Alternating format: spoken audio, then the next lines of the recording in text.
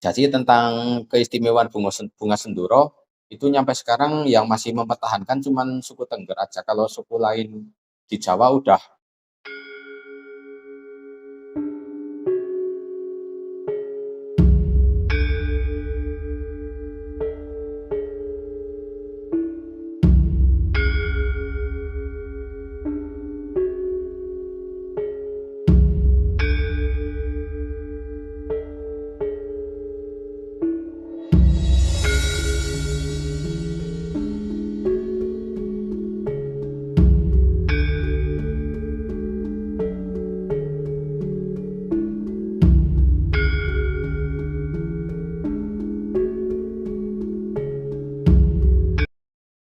Ya, assalamualaikum warahmatullahi wabarakatuh. Salam rahayu untuk kita semua.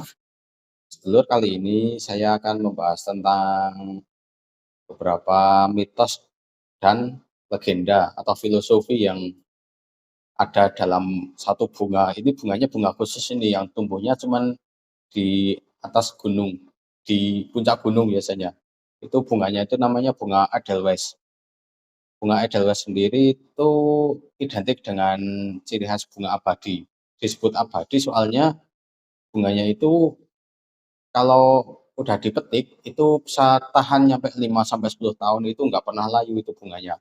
Nggak kayak bunga-bunga biasa. Kalau bunga biasa yang lain kan sehari, 2 hari, maksimal 1 minggu kan udah layu. Edelweiss ini beda dari yang lain. Bunganya itu bentuknya unik ya, putih agak kehijauan, ya putih bagus sih, itu emang kayak gimana ya, agak keras bentuknya, makanya jadi layunya itu bisa nyampe bertahun-tahun, soalnya sifat bunganya itu bentuknya aja, karakternya udah kayak kayu sih, udah kayak kayu. Itu banyak mitos yang beredar di kalangan para pendaki biasanya itu. Para pendaki itu mengibaratkan kalau bunga Edelweiss itu kayak lambang cinta yang abadi. Jadi dulu sebelum ada larangan untuk menjaga bunga Edelweiss di lingkungan ekosistem sekitar gunung, dulu waktu bunga Edelweiss masih boleh dipetik biasa, itu para pendaki itu kalau mau mengungkapkan rasa cinta apa sayang pada seseorang itu biasanya pakai itu, bunga Edelweiss sebagai pertanda keabadian cintanya lah, biasanya kayak gitu. Nah, Edelweiss sendiri itu kalau menurut orang lokal, menurut kepercayaan Jawa dahulu itu ada itu, tapi namanya bukan Edelweiss. Edelweiss itu kan dari bahasa Eropa. Kalau bahasa lokal sendiri di tanah Jawa, itu bunga Edelweiss itu disebut bunga senduro. Jadi nama Jawanya bunga Edelweiss itu bunga senduro. Itu oleh masyarakat Jawa kuno disebutnya seperti itu karena dahulunya itu awal mulanya bunga Edelweiss atau bunga senduro itu ditemukan di puncak Gunung Sundoro atau Sindoro sekarang. Dulu namanya Gunung Sundoro. Itu Gunung Sundoro itu letaknya bersebelahan sama Gunung Sumbing di Jawa Tengah, tepatnya di Kabupaten Wonosobo, Temanggung, dan Magelang. Di antara ketiga kabupaten itu ada dua gunung yang sejajar. Orang-orang sering menyebutnya gunung kembar. Itu namanya Gunung Sindoro sama Gunung Sumbing.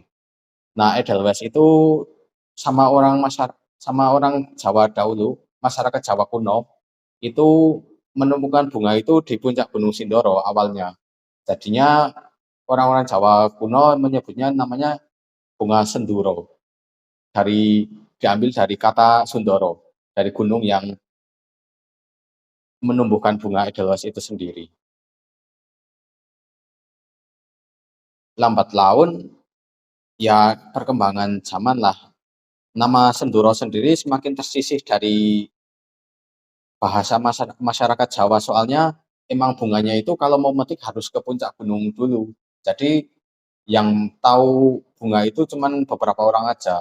Lambat laun, ganti generasi, lama-lama bangsa Eropa datang ke sini, itu akhirnya bahasa dari nama bunga Senduro itu terhapus oleh bahasa asing, dari bahasa Eropa dijadiinlah bunga Edelweiss. Karena bunga Edelweiss sendiri oleh bangsa Eropa dinamai seperti itu karena mempunyai makna. bunganya itu Edelweiss itu maknanya berwarna putih dan mulia. Jadi bunga Edelweiss itu bagi bangsa Eropa itu menunjukkan arti putih dan mulia. Hal itu disebut putih emang karena sifat bunganya yang warnanya putih, dan mulia itu karena emang begitu susahnya dan begitu awetnya bunga itu untuk jika disimpan atau diawetkan. Jadi maknanya emang pada dasarnya luar biasa. Kalau tentang mitos simbol keabadian itu saya kira itu buatan dari para pendaki sih, cuman cocok logi aja sih. Oh, ini bunganya emang awet, itu pantas dijadiin filosofi apa, dijadiin legenda apa, mitos keabadian cinta gitu.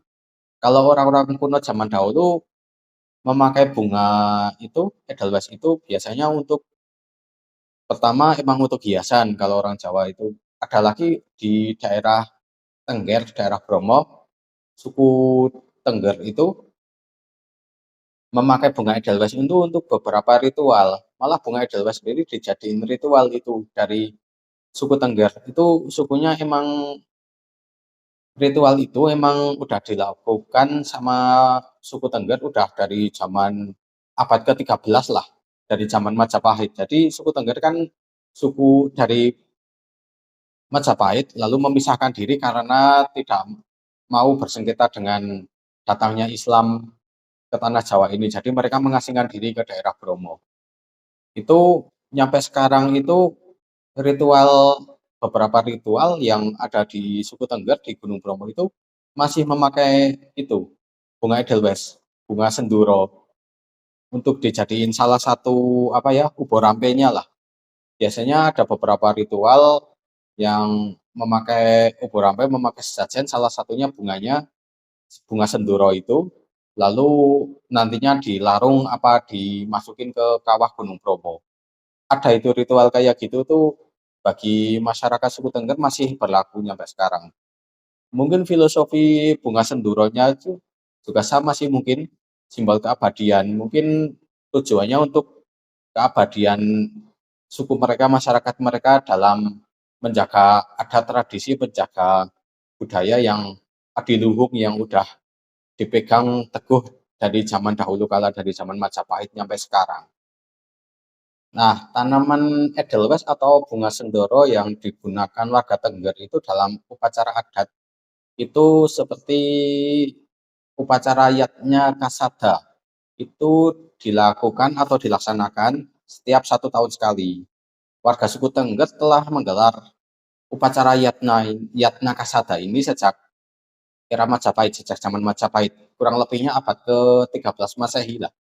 Dalam upacara adat ini mereka melemparkan sesajen atau obor rampe ke kawah Gunung Bromo sebagai bentuk penghormatan pada alam sekaligus penyucian diri, karena bunga senduro sendiri warnanya kan identik putih dan mulia, emang benar identik kayak gitu. Bisa dijadikan simbol penyucian, simbol kemuliaan. Selain upacara adat itu juga ada ritual lain, namanya itu ritual unan-unan. Itu dilakukan setiap 5 tahun sekali. Jadi dalam kepercayaan masyarakat Tengger itu, dalam penanggalan suku Tengger itu setiap bulan itu memiliki 30 hari. Jumlahnya 30 hari, sementara bulan-bulan tertentu itu ada yang 29 hari. Jadi kurang lebihnya kayak penanggalan Hijriyah, penanggalan memakai sistem perputaran bulan kepada bumi. Jadi jika dijumlahkan menurut masyarakat Tengger itu ada selisih 5 atau 6 hari lah dalam setahun. Jadi selisih itu digabung di bulan namanya bulan Desta atau bulan ke-11 yang hanya ada dalam penanggalan tiap 5 tahun sekali di suku Tengger. Itu buat penggenapan hari itu menggunakan itu salah satu sesajennya pakai itu juga. Pakai apa namanya? Bunga senduro atau bunga Edelweiss. Ada juga upacara-upacara lain lah, ada beberapa upacara lain yang dilakukan oleh masyarakat Tengger umumnya.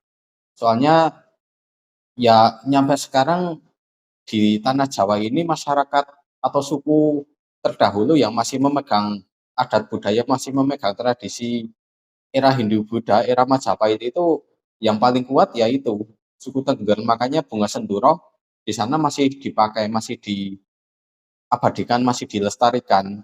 Kalau masyarakat Jawa sekarang kan bunga senduro atau bunga edelweiss kan udah itu, udah cuman dijadiin simbol aja. Juga oleh pemerintah kan sekarang udah nggak boleh dipetik, itu masuk kawasan konservasi. Jadi emang harus dijaga, dilestarikan bener-bener, nggak boleh dipetik sembarangan.